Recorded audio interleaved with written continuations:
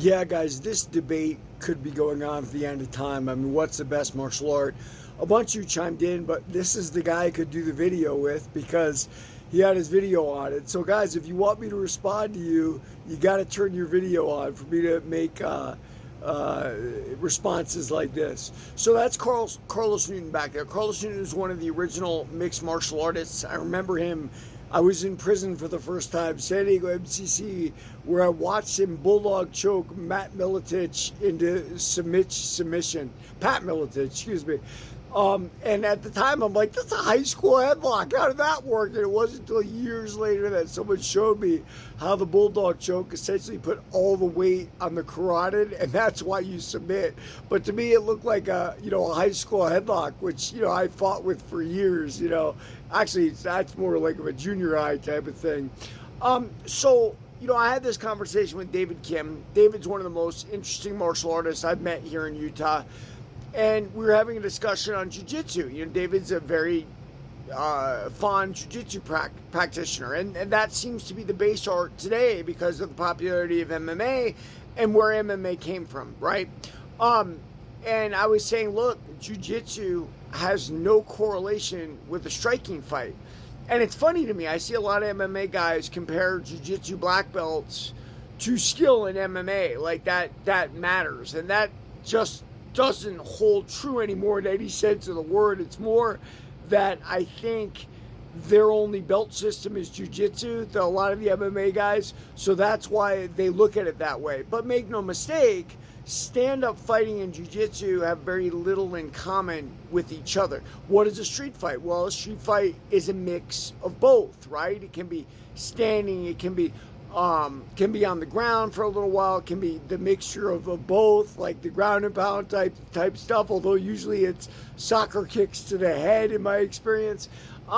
Guys, it is never the martial art itself. I love every single martial art that I've taken, some more than others. I even took a capoeira class once because my first MMA instructor had roots in capoeira. I didn't like it, right? It wasn't for me. We went back to jiu-jitsu and MMA the next lesson.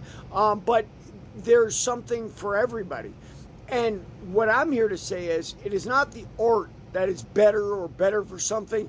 It is the individual. And it's interesting because what do we do as human beings? We cling to people, right? We might have a girl in our jiu-jitsu class that says jiu-jitsu is most important, and she clings to the instructor, who's a really, really big, tough guy, right? And says, see, he's big and tough, but without realizing, all the pupils aren't necessarily big and tough.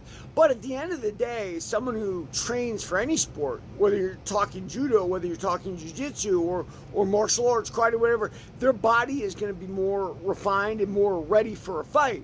So anybody who's constantly training like that or lives a martial life has certainly a leg up on other people. Now, the sad part is, and that we learned this in karate, people learn black belts and they really have no idea how to street fight. It's because there's a lack of full contact fighting in karate. And I got news for you.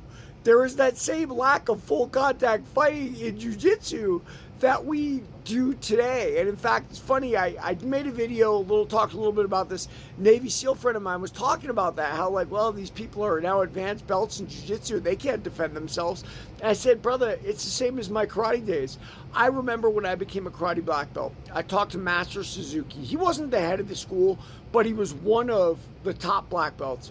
And I said to him, is this right? We're giving people black belts, telling them they can defend themselves, and they can't fight their way out of a wet paper bag. That, by the way, was Master Mason saying. He taught me that. He was my first Tang Soo Do instructor.